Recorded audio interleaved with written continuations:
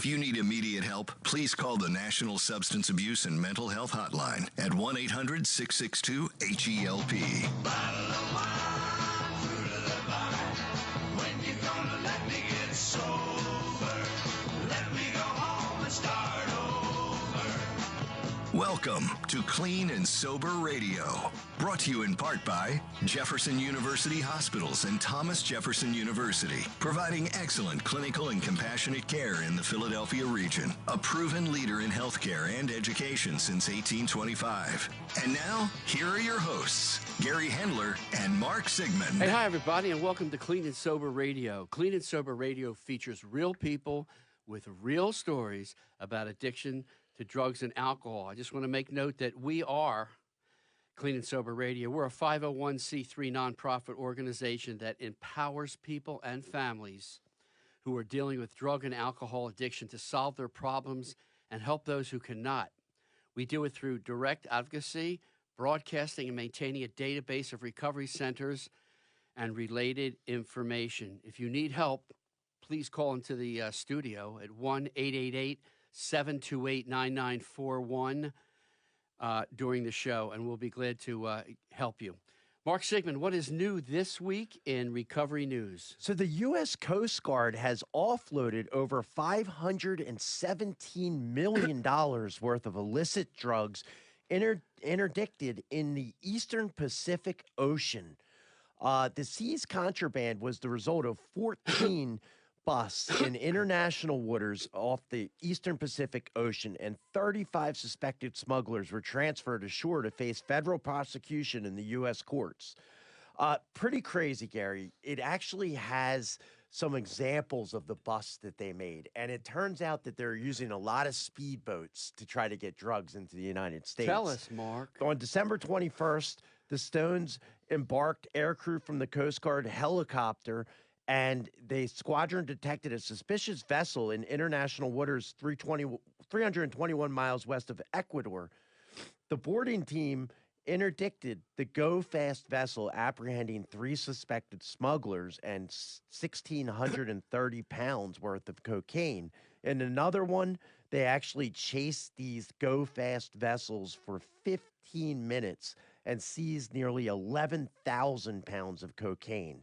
So they're using these speedboats. The Coast Guard has to chase them down and make the bust. 11,000 pounds. 11,000 pounds. And that was the one where they spent 15 minutes chasing 4 boats. You know, see, what I would like to see is when these individuals who owned the drugs find out that they lost it all. Oh, my gosh. And you just wonder how much of this stuff is out there with these speedboats. I mean, just for them to bust this many and have this huge amount of, $500 million worth, from one Coast Guard boat. Yeah, pretty cool stuff, though. And, there's submarines that come over, too. Yeah, I'm sure of Yeah, that. so pretty crazy stuff, Gary.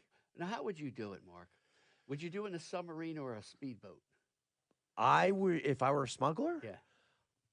I don't like small enclosed spaces. Me either. You knew that was going to come in there. It's in a speedboat, right? In a speedboat, yes. But it would be safer to go in a submarine, I think, in terms of not getting busted. I don't know about safer in terms of dying. But yeah. So how you would go speedboat? Absolutely. Yeah. I'm claustrophobic. Yeah. You know what I'm saying? Absolutely. Right? Under the water. In a vessel that's closed up. Oh my gosh! Have you ever been on some of like the submarines, the Navy submarines? No. I've gone on just when they're in port and they allow people on at museums and stuff, and they're really small to get through there. I mean, could you imagine being weeks and weeks out at sea in one of them? I can't. Me neither. No, I can't. We're going to take a first break, and when we come back, Daryl Bughman.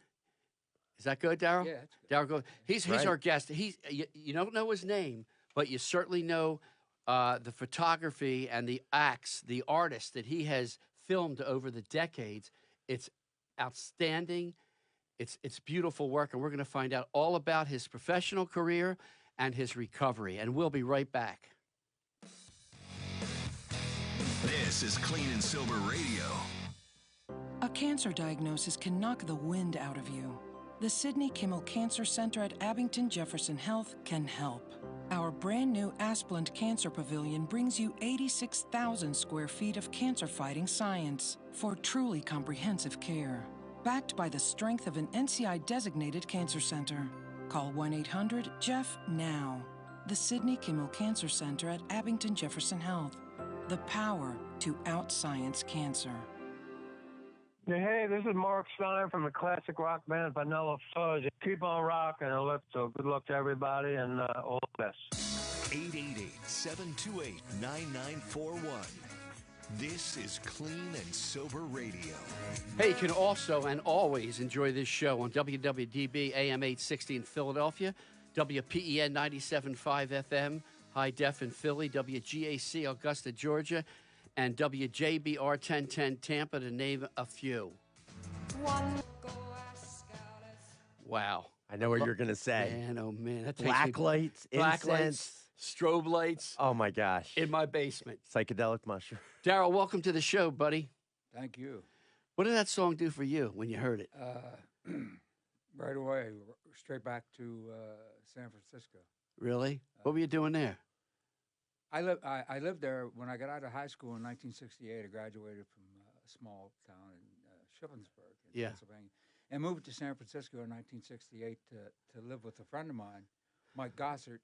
And when I got out there, Mike, back in those days, we communicated through telegram or airmail. You know, those airmail envelopes used to.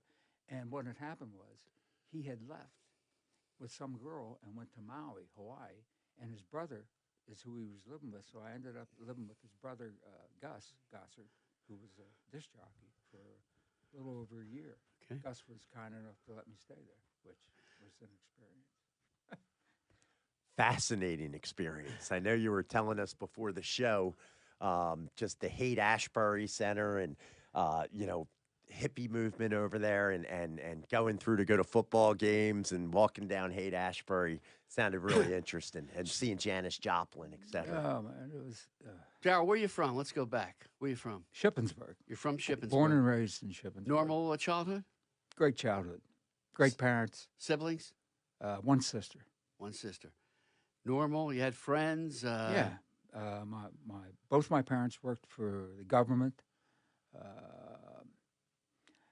I saw the Beatles on TV, and I started beating on Sears catalogs with drumsticks, and that I should be a drummer. And they bought me a set of drums. What kind? I got a set of Ludwigs. You got a nice set from the beginning. Oh yeah, it was like $600-700, which was big time money. Same set that Ringo played. Silver pearl? White marine pearl. White marine pearl. White okay. marine pearl, and taught myself to play. And within a matter of a year, I was playing in a band and making a few bucks. You remember the name of the snare drum you had? Yeah, it was just the. It was a Dynasonic. Dynasonic, yeah. Yeah. Ludwig Dynasonic. That was a lot. That was a really expensive drum set back then. Well, I had to order them from a drum shop, and the only music shop around was Ludwig's. It was the name of the music store in Chambersburg. Yeah. And the thing about it was I had to order them, and they had to come from Chicago, which is where they were made. Yeah. And they said it would take like 4 to 6 weeks. So when it got like at 4 weeks, I used to run home to get home to see if they were there yet. Sure. And they never showed up, and they never showed up, and they never showed up. And one day I was running home, and because I could walk to my high school, it was like maybe 2 or 3 miles, and there was the truck sitting in front of my house, and they was getting them out. I said, "Holy shit!" Can you imagine? That's how it started. That's how I was when I ordered mini bikes. I couldn't win. I'd run home every day. Yeah. So correct me if I'm wrong. The 3 major drum sets were Slingerland, Rogers, and Ludwig. Ludwig. Yeah. They were all good. Mm-hmm. And you got, Well, my parents, God bless them. I mean, they could have got me some Sears and Roebuck thing. Yeah, right. Like my first band, everybody used Silvertone amplifiers, yes, and the keyboard player, little Silvertone or Sears and Roebuck deal, and I had these great Ludwig drums that sounded like $1 million. That's right. And so I had a great childhood. Do you still play today? I had to give it up about 1.5 years ago. Okay. Just too much pain. just from just neck, back, Okay. everywhere. I enjoyed it for a long, long time and missed it and came back to it after I got sober and thought I'd make a career of it again. But the business had changed. Things had changed. I had changed. You know, I play the drums. The great thing about drums, if you have rhythm, you can't hit a wrong note. That's right. You can't hit a wrong Can't note. dance either. It's proven. Yeah. Drummers cannot dance. Really? Oh, yeah. We can't dance. The rhythm is It's from interesting. your No, chest no. up. No, no, 'Cause no. I did. I was a drummer too. Were you? Yeah, and I'm a horrible dancer. Oh, terrible. Well, there you go. Terrible. You There know, you it's go. just- You're a good dancer, though, right? Gary? How do you know? I don't know. I'm just going out there on a Hey, limb. hey, before we go any further, I just want Yeah. to I want to thank you guys for having me here. Really, I mean, because here it is, March 21st, 2025, if I'm correct, Yes. and we're going to be talking about things in my disease that pretty much guaranteed me that I'd never be alive, and yet here I am, and we're talking today, and I just think that's a miracle. And you're 32 years clean Just and marked sober. just marked 32 years, March 7th. Yes, March 7th, 93. We have almost 100 years sitting at this table. We got some serious time in here. Yeah. Yeah, it is amazing. We talk about a lot. Like, I can't believe we're sitting here talking about this subject. Yeah. After the On we the did radio. on the radio, and what about we did. about the stuff the insanity. Yeah. You'd never dream it. No, Back in oh, the you day, can't make would this. you? You can't make it up. I mean, You how you can't. gonna Yeah. make this up? You can't make it up. I'm still sitting here going, "Are you kidding me? Are we doing this?" We're doing it. Yeah. We're doing it. All right. So you had a good childhood, great Yeah. parents, sister. You went to high school. Graduated from high school. Okay. Barely. Yeah. Well, I think all three of us barely. Brad probably had all A's, but you were playing in a band. I was then. playing in a band full time, a band called Larry Davis and the Marvels, and we were working in New York City at the Cheetah Club. So I was taking off school, like and taking the train up or driving up. Yeah. And working there Thursday, Friday, and Saturday and Sunday, and we'd open up for like Four Tops, Temptations, all the big R&B. I was going acts to back ask then. you, what was your genre of music that you liked? Well, I grew up playing R&B. Yeah. Yeah, it was R&B was too. the only way you could make money. You couldn't make any money any other way. James Brown. Yeah, stuff greatest. Like that. Yeah, all that old All that stuff. Sam and Dave. Yeah. Our lead singer was kind of like an Otis Redding type guy. Okay. And Yeah. that's how you made money, and we made a living at it. Was there what was the drug scene like back then? Well, for me, it really started out with just a little experimentation with pot. My good friend that I was talking about, Mike, that I went out to California to live with, Yeah. he was the one that we kind of, got involved in that. We were probably the only two maybe in our whole high school that were getting high. Little hashish, stuff like that. Yeah. And anything that, made me feel a little bit better than usual, And not much drinking in the early years, no. Yeah, I didn't have that either. And then I really wasn't. Drinking? Yeah. I did drink, but That it was wasn't like my main thing. But I Yeah. definitely got in trouble drinking Yeah, sometimes. yeah, you know? okay, yeah. You used to break out like in Break- handcuffs? Not quite, not quite. Yeah. But I got in some fights, like stupid stuff, really, really stupid stuff. So Did you win? I did. I did. Yes. I don't think I ever won. Really? I think I won one fight. I used to come home and wake up in bed and see blood all over Oh, the no. pillowcase and go to the bathroom and my eye was swollen shut and I said, shit, I must have said something to somebody. I must have said the wrong thing. Yeah. I was not a fighter, but I could start one. I would just pick the small guys. Yeah. If you're just joining us now, if you're listening on the radio or whatever device, and you want to watch us, go to Facebook and go to our page, Clean and Sober Radio. You can watch us do the show right now. And if you've just joined us, we're talking to Daryl. Yes, Bughman. Bughman. Daryl Bughman. He is the photographer to the stars, and he has photographed many, many, many live performances of the greatest rock and roll bands around. So that's who we're talking to today. And if you want to talk with him and ask him any questions, give us a call at 1-888 1-888-728-9941. That's 1-888-728-9941. Right? Yes. Hey, we have a couple emails that we got this week. Let's go to one of them. Charles T. from Philly. Do I, as a parent, have the right to force my son to get into treatment? Depends how old, right? Exactly. Yeah, it depends how old. I mean, if they're over 18, surely not, Yeah. But I'm not exactly sure what the specific laws say for under 18, but I would imagine you could, I guess you could possibly, if it was harming himself or Yeah. others, you could get a, what's the number thing? a 302 in 302 in Put 'em Pennsylvania. in. And you could with an adult too. Yeah. But I'm not sure in terms of if you could actually force your kid into a rehab if they're under 18. They'd have to get an adolescent rehab, right? There's not a lot around. Yeah, that's a tough one. Okay, we'll go through a lot of other ones. All right, we're back with Daryl. Daryl, so you experimented a little bit with some marijuana, drank a little. Mm-hmm. Were you interested in photography at that point at all while you were drumming? I was taking pictures, but really didn't have a camera. But we had a family camera. Oh, okay. Okay. And there's pictures from back then that I had an interest in. Yeah, I did, but I never pursued it. I never.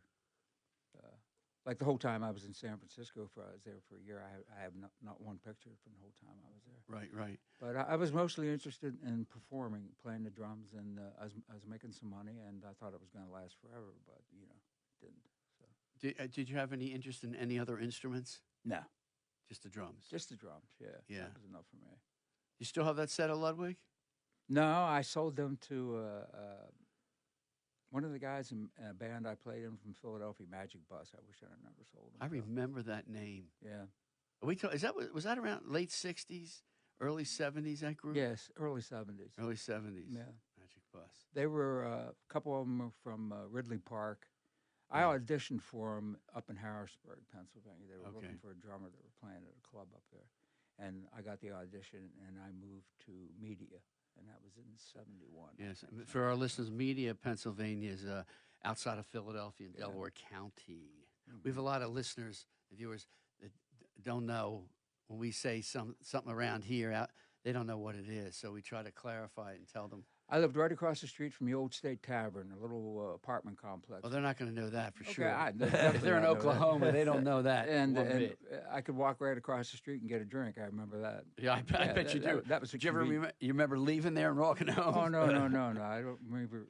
No, I no recollection. I will tell you that in the last 5 or 6 years of my disease, that I was a blackout drunk. Uh-huh. Yeah, It's not good. completely.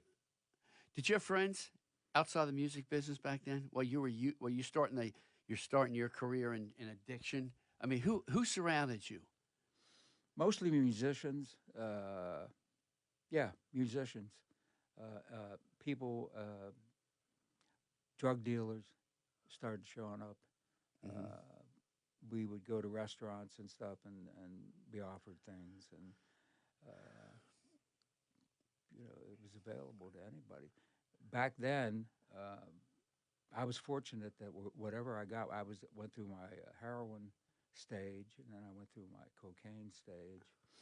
Everything in between all that, any kind of a downer. I wasn't a really big pot smoker. I didn't care for pot. It slowed me down, and it just made me kind of stupid. So Yeah. I'm already stupid, so I don't need this.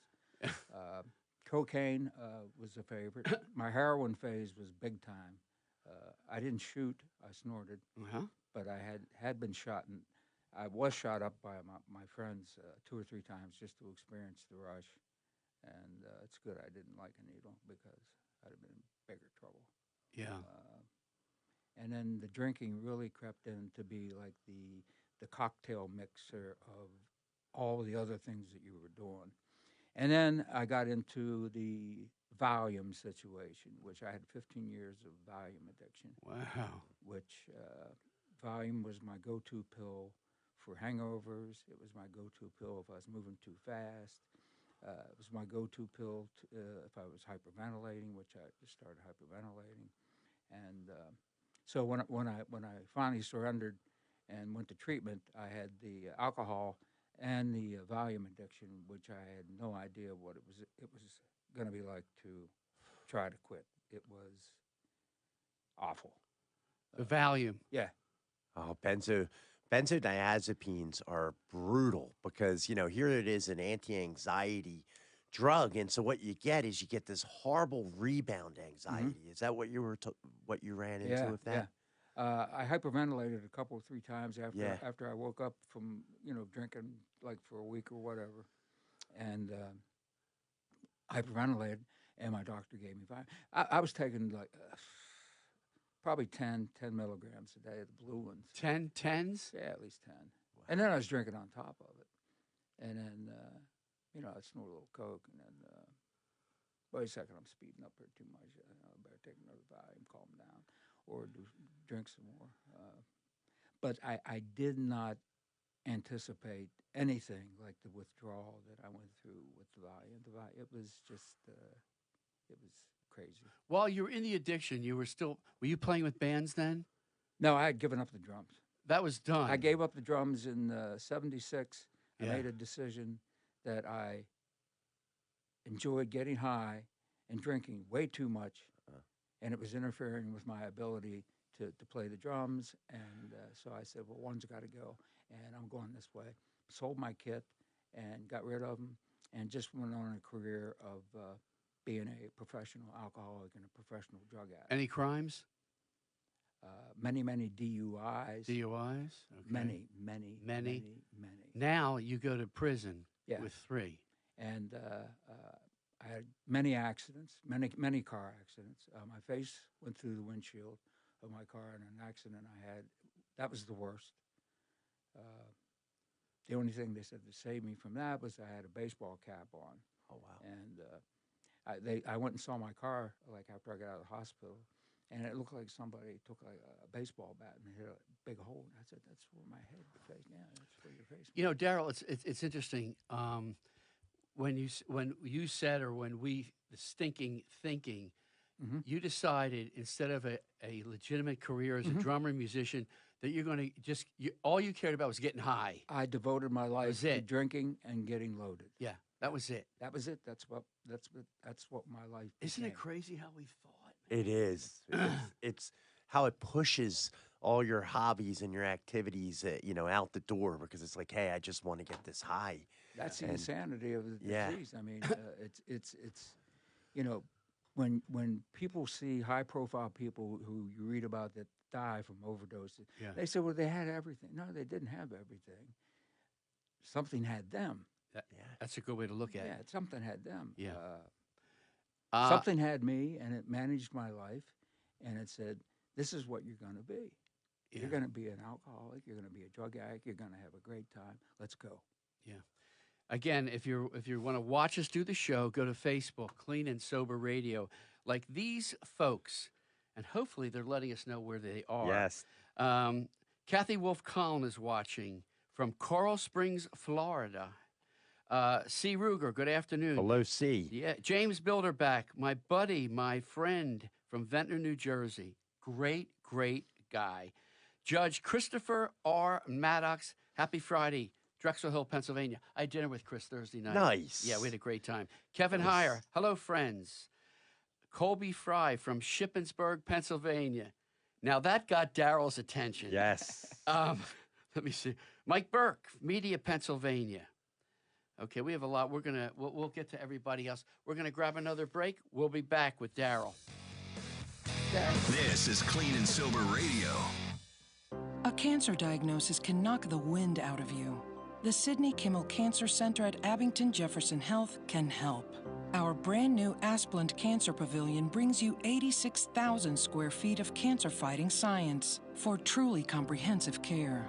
Backed by the strength of an NCI-designated cancer center. Call 1-800-JEFF now. The Sidney Kimmel Cancer Center at Abington Jefferson Health. The power to out-science cancer. What's happening? Brandon Novak here from Those Movies Jacks, or author of that addiction memoir, Dream Seller. Do me a favor and tune into Clean and Sober Radio with Gary Hendler. 888-728-9941. This is Clean and Sober Radio. We're back. Welcome back to Clean and Sober Radio out of Philadelphia, Pennsylvania. But you can enjoy this show virtually all over the world. Yes. How do they do that, Mark? And, you can get it on Facebook, right? Yeah. And you can also go to the iTunes store, download the podcast, right? This has a podcast. It'll be delivered to your inbox every single week. Really? Yes. Amazing. Yes, and it's in the top 10 percentile of downloaded podcasts in the world. That's amazing. Because, Yes. so many people are interested in this subject matter, whether Yeah. you're in it, recovery, or you want to get in it, or you're a family member. This is this show, although we do have a lot of fun doing it, is real important. Yes, it sure is. And a recovery podcast do very well. Yeah, it's so. great. Lester M. from Chester, Pennsylvania. My friends all tell me to throw my daughter out of the house because she steals from us because of her addiction. How do I do that? Oh, It's such a tough one. I wouldn't even want to answer this to tell somebody exactly what to do as a therapist, because people think automatically you throw them out, right? But it doesn't always go the way you plan when you throw them out. That's They right. can go and overdose, and so with situations like this, as a therapist, I take them very much case by case basis, because some people just jump right to throw them out. They're using, throw them out, and sometimes it goes very badly. it goes bad, doesn't it? Yes. Yeah, I mean, sometimes it goes good. Yes. It's better if they're put into prison. Something like that, That's because better. you always hear the good stories of throwing them out and they got clean, but there's a lot of very bad stories. So Yeah. I take it case by case. That is such a tough situation to be in. I mean, I can't imagine. You know? And usually with things like stealing and stuff like that, that ups the ante of throwing them out, or violence in the home, of course, and things like that, but you take it case by case. That's a tough one. Lester, good luck with that. Yes, Lester. Let's do another before we get back with Daryl. Janice T. from Milwaukee, Wisconsin. With all the health care cuts going on, how will treatment for the addicted be affected? Ooh. Let's see how we can answer that without being political. Yeah. It's not good. It isn't good. It isn't good, and we don't know what's coming down the pike with regards to this. But, currently you're still really able to get addictions treatment. So hopefully, it continues that way and we don't go, things get worse. Yeah, and also let's remember, AA and NA meetings are available for free. Now, look, is that as good as inpatient or outpatient actual real therapy? I'm not sure, but it certainly is an option. A lot of people have gotten clean and sober just going to AA or NA and getting involved in fellowship. Yeah, and you can go online and go to the AA, Alcoholics Anonymous website and find meetings, or Narcotics Anonymous. They have a lot online. So if people are out there and they're wondering where meetings are, I'm sure there's plenty in your area. Yeah. So definitely go. Yeah. Daryl, how'd you get sober 32 years ago? That day it was. What led up to it also? Well, I was in Tucson, Arizona, and I moved to Texas. Basically, I went out to Tucson to drink myself to death. That was my goal. I failed at that, and I Good. And I failed. I tried. You physically, did you think to yourself, I'm going out here to just Yeah, I kill really myself? did. I really did. Yeah, I thought it was the end of the line. I had lost everything. Nobody wanted to have anything to do with me anymore. I had destroyed everything in my life. All my friends, my family. I was just, I was at the point. I said, "Oh, I know what I'll do. I'll go out to Tucson in the desert, and I'll just drink, and I'll just continue until I can't drink anymore."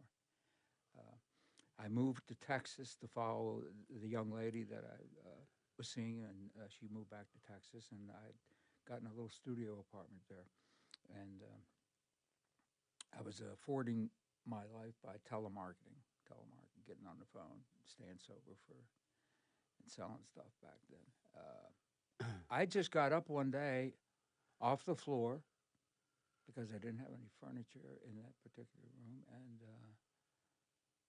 I said, I can't do this anymore. I just can't. I've been in hospitals.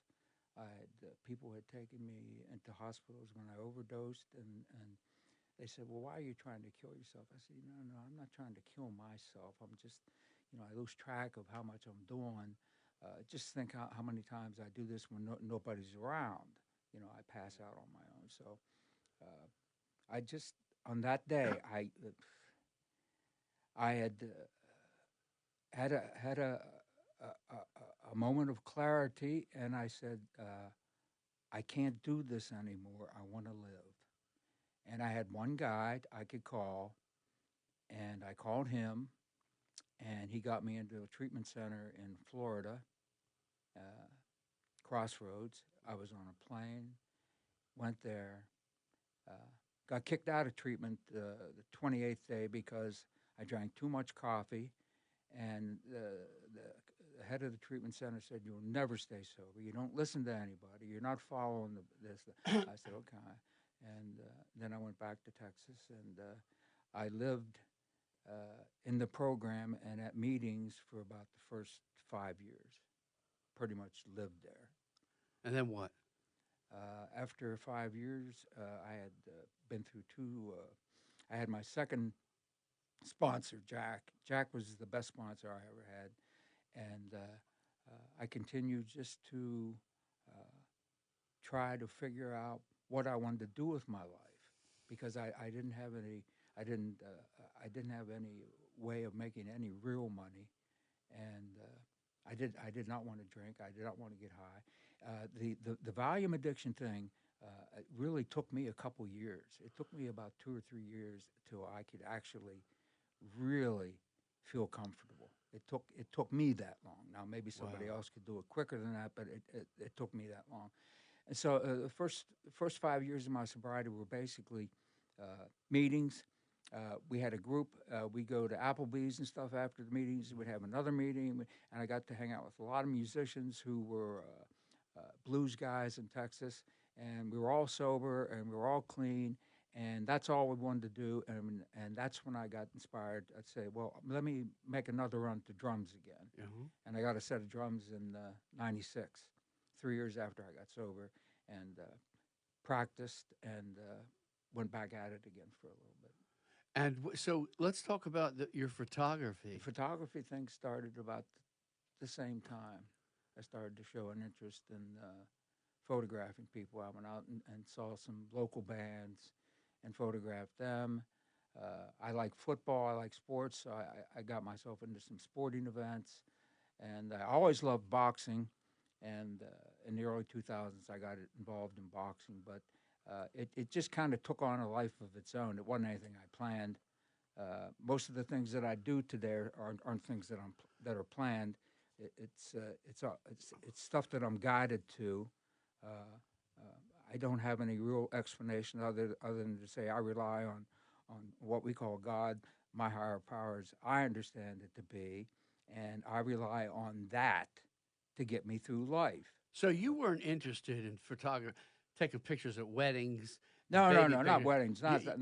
You wanted the cool stuff. Well, I don't know if it was cool. I knew what musicians were feeling on stage because I was one. So I knew certain moments and certain times to photograph, and when maybe another photographer shooting the same thing I'm doing might not hit the shutter button at that moment because they may not know, well, he's getting ready to do this, or he's feeling this right now. I know what he's going to do right now. And I kind of had that edge, I think. Sure, I'm sure. And then I just gradually found out that I must have an eye for it because it seems to be working out. I'm taking some pretty good stuff here. So you have a book out. Yeah. Let's show this book, and you can get it on Amazon. It's Years with Daryl Bughman, 27 concerts. Why did you focus on Foreigner, that band? If you read inside the book, it'll tell you the whole story. The bottom line on Foreigner for me was they're all photogenic, every guy in the band. Oh, really? Yeah. They look like rock and roll guys, which they are, and they're very photogenic guys. Their show is very scripted and choreographed. They very, very seldom deviate from that. So you know what they're going to do before they do it. And even when they don't do what you think they're going to do, they're always posing. They're posers. Yeah. Okay. This is one of the good-looking guys, right? Bruce Watson does not take a bad picture.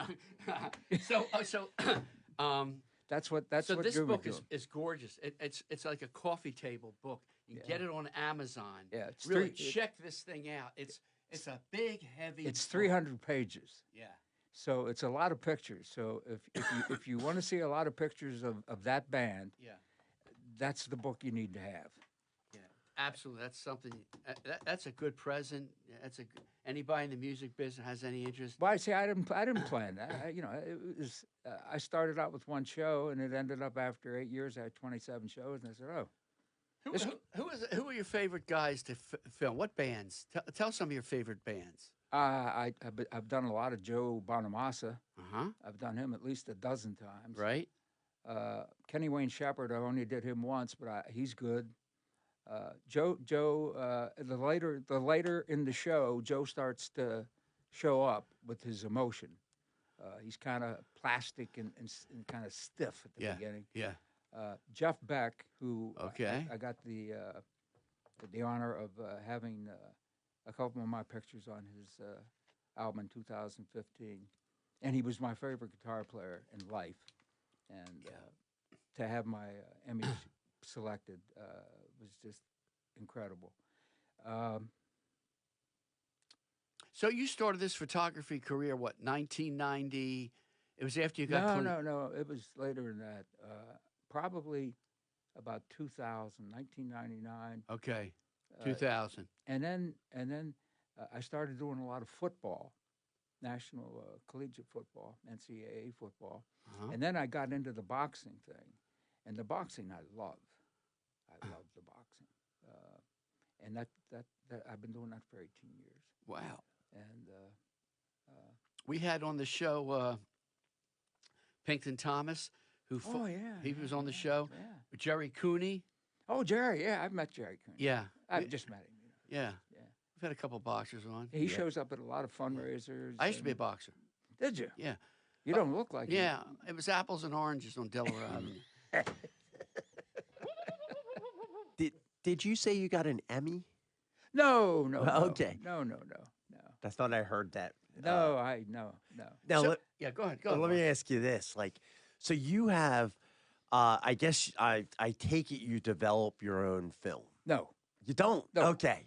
Because I just remember back in the day having to drop film off, but I picture you with a black room. Isn't that what it's called, where you go and you develop There's a it? lot of photographers that do that. I'm just not really a technical guy. Even when I played drums, I knew how to tune them. I knew what sounded good, what sounded bad. A lot of guys are much more technical. I never got into developing my own film. No, I was just. They still. You don't have to develop film now. Do You can do it if you want to. Yeah, you It's still not can. all digital. No, you can still buy film and have it developed. Yeah. You still Wow, can. that's pretty incredible. I see that we have a caller, Uh-oh. and we'll see if we can get this caller on right now. So that's. I'll tell you what. I mean, what's the feeling like when you really get one of these pictures that are awesome? I was thinking about that coming down in the car. I was saying to myself, what constitutes a great image?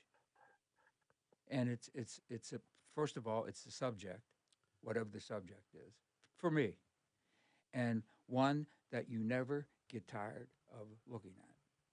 No matter how many times you see it, you go, shit, that's good. All right, we have a caller on the line. We're going to take a caller. Berkeley Fogel Sunger is on.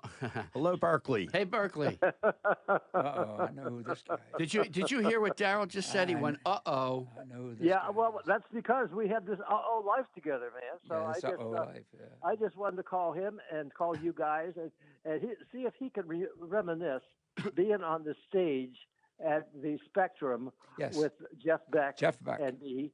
And I'm sure he's going to smile when he says that. And I'm just wishing you all a good thing you're doing, and I appreciate what you're saying and what you're doing. And Daryl, hang in there. I'll be talking with you later. Wait a minute, Berkeley. Wait a minute. How do you know this guy sitting here? He's my sponsor. Oh, he's your I'm from I'm from okay. Shippensburg. Shippensburg's 5,000 people. You know everybody. We know everybody. Wow. He's in Yeah, the. so He's I in know the, his mother. I know his sister. I went to high school with him. You know, we went to Alcatraz together. I mean, it's just that way. Oh, you were the two guys that escaped. Is that That's what? it. That's it. That's it. That's Yeah, it. yeah, That's- okay. That was us. We were damn good swimmers. Yeah, I bet you were. So, are you a musician also, Berkeley? Well, I have a friend coming over. I got to practice the guitar. But no, I am a photographer though, and I made a living like that for a while. But when they came out with this new digital stuff, I had to go the other way. I couldn't learn it fast enough. I didn't have enough money, so I went back into medicine, and I used to do advertising work. So it was a little different than what Daryl did. But Great. yeah, we've had a life for a long time. I've been sober since April 26, 1981. So I go back a little bit. Oh, you got me beat by 1 year. I told him. Yeah. Well, There's no seniority in this program. No, there isn't. But you, No, but I just walked it's just into- I just interesting walked that into- they're within the same like little area there. yeah. Yeah, I just walked into AA one day or one night, or crawled in, I guess is probably more accurate, and I haven't crawled out since. Oh, that's beautiful. Good Yeah, for it is. you. Hey, man, thank you for calling into the show. We're here every Friday at 3 o'clock, and you're doing great work with this guy here at the table, you know? Well, you know, it's there's my dog. There's your telling me dog. I You gotta- got to go, right? I got to go. I got to play ball with him. He's and, gotta you play know, he ball doesn't- now. You Yeah, know, he does. she doesn't like to be slow. So, anyways, you all are doing a great job, and Thank Daryl, you. I love you, and I'll talk to you soon. Thank you, Berkeley. Thanks, Berkeley. Thanks, Burke. I can't Nice. believe he. I That's can't believe beautiful. he called in. That is beautiful. Just when you think nobody cares. You know how many people are listening or watching that don't call in? Yeah. Plenty. I'm sure a lot of people know you that are listening right now. Well, I was talking to him in the parking lot before I came in here. I said, I got to make sure I got my act together here. And he said, well, how are you going to do that? And I said, well, the usual way, you know, we'll improvise. And then we'll go back to the standard thing of just following the simple directions. As long as we do that, we're going to be fine. Yeah, absolutely.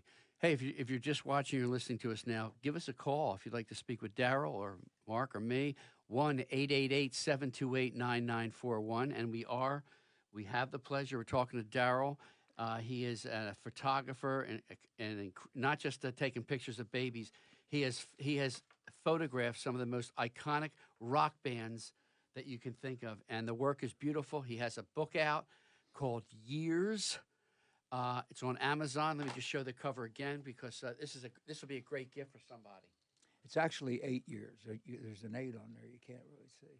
Oh, there's an 8 on here? Yeah. 8 years. That's important. And what Burke was referring to was Jeff Beck. Yeah.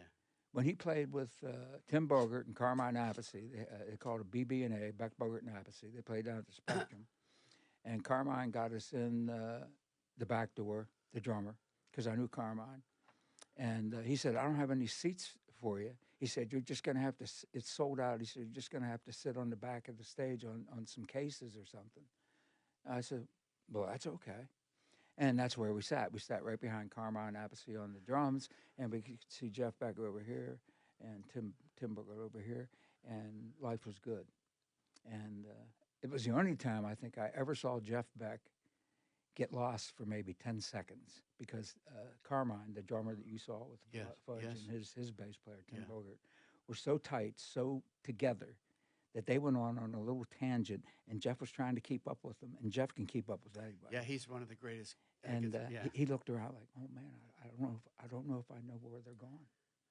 It's we'll never forget that night, never. And we were reasonably, believe it or not, sober that night. Yeah. So, Daryl, tell us some artists who you wish you had the opportunity to photograph that you didn't. Well, I'm not done yet, so. Well, I know you're not. I've Yeah, still up to now. I'd like to do. I'd like to do Kenny Wayne Shepherd again. I thought he was really well. Most of these bands that have been around for so long, They're not looking for photographers anymore. They've been photographed 8 million ways. Right, right. People like Eric Clapton, they don't even dress up to go on stage anymore. They wear their street clothes on, and they just go out there because they don't care about that. I understood he couldn't play anymore. His Oh, hand. I think he can still play. Yeah, he can still play.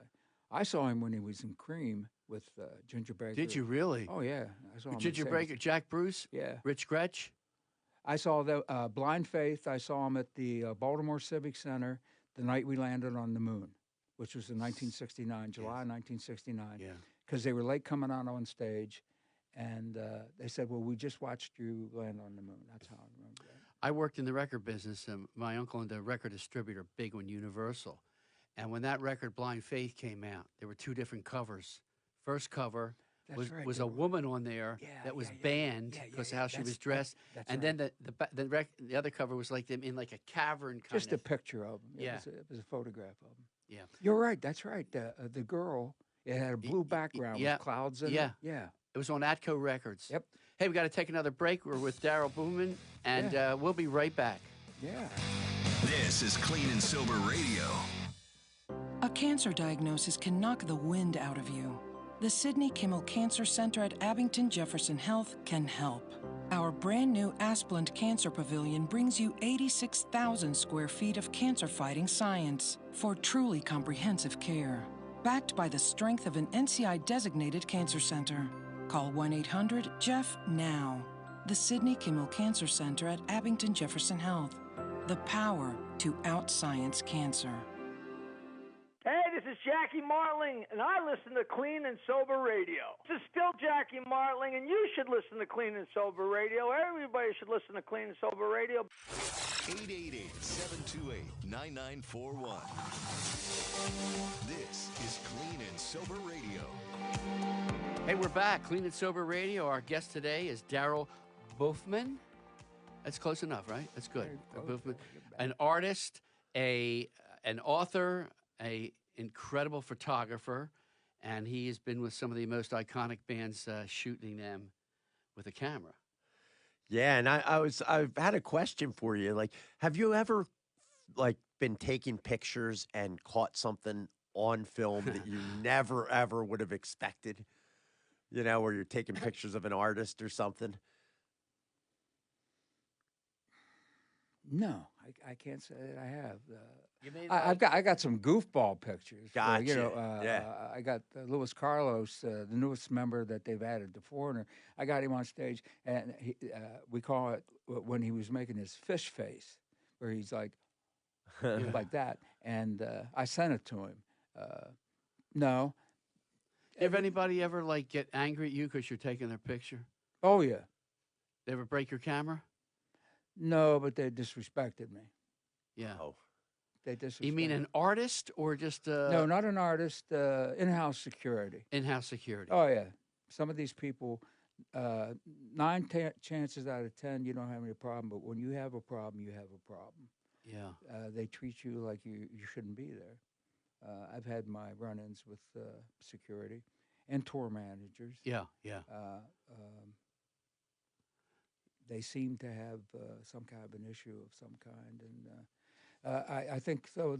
The other thing is when we go down the list of character defects and things, 2 things that I've always been guilty of. I'm very aggressive when I'm doing what I want to do, and I don't take any shit off anybody. Oh, I'm sorry about that. I like to do things my way, and I don't like to be told what to do by somebody that doesn't know my business. Mm-hmm. I'm sorry about that. But, all right, that's fine. Bob N. from Houston, Texas wants to know, can you guys explain the difference between freebasing and other ways to use cocaine? I certainly can't. I don't know what he's talking about. Do you know what he's talking about? Well, when I got near the end of my cocaine years, that's when they were just starting to put it on aluminum foil and take the rocks out of the deering and smoke it. That was before crack started showing up. Crack started showing up within a year after that. So I don't really know how they did it. I just know that from what I was told by people that smoked crack, it's the devil's drug. It makes you insane. Let's ask Brad. Yeah. Brad? I don't use charcoal lighter fluid. Okay, there you go. There you go. Charcoal briquettes. Yeah, briquettes. No, I missed out on that. I'm glad too. I did. Yeah, me too. It's so weird to even see that somebody would ask that question. It seems so far in the past. Well, I don't even know what they do now when they do coke. I don't. I'm out of it so long. Well, they must snort it or they shoot just it. snort it or shoot or it, smoke right? it. Yeah, and Except there could be fentanyl or trank in there. Well, see, that's the other thing. We didn't have that fentanyl issue when I was working my time. We Thank didn't. God, Yeah, right? we did. Yeah, we didn't have. Very rarely would the phone ring and they would say, so and so's died last night. Well, that it just didn't happen unless somebody got a hold of something that was much more powerful than what they were used to. That was the case, of my understanding, with somebody like Janis Joplin. She just happened to get a very high dose of heroin that night. So, did you ever? Were you cleaned up free basing? Seriously, did you ever do? You got clean in what, in the 90s? When did you clean? 2002. 2002. So you were around for free basing and stuff like that. Yeah, I never did it. I always think of Richard Pryor with He the got actual burned? freebasing. Yeah. Where they had didn't you you put a towel over your head, and I just I don't remember know, I was man. real young when that I've heard happened. so many different variations of what actually happened that night. Yeah. But Yeah. no, we both missed out on all that fire. Do the fire thing. No, I didn't do that. Yeah, that's it. What about the Quaaludes? We used to make Quaalude milkshakes. Oh, Milkshakes? Well, I Yeah. missed that. What? Oh no. Yeah. We were just tired of eating them, and so we would take like maybe a dozen Quaaludes and put them in a blender with some chocolate and maybe some malt, and make a big giant Quaalude milkshake. Now here's the downside to it.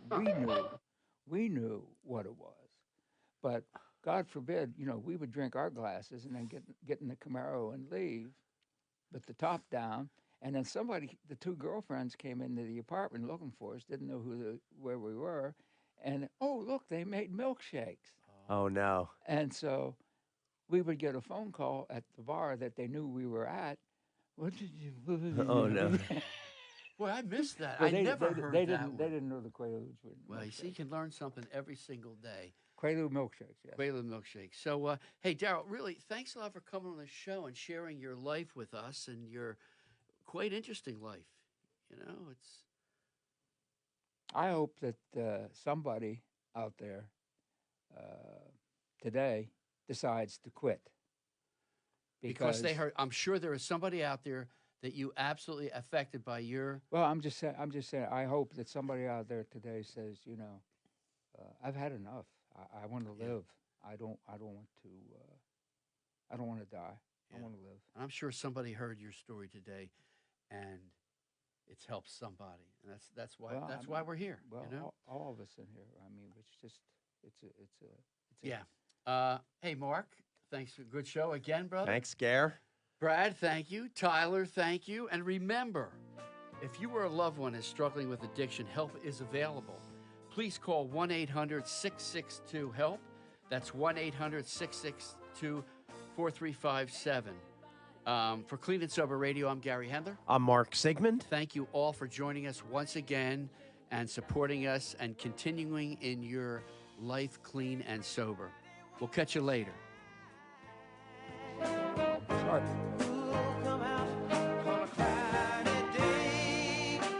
I'd like to say thank you on behalf of the group and ourselves, and I hope we pass the auditioning. Oh yeah.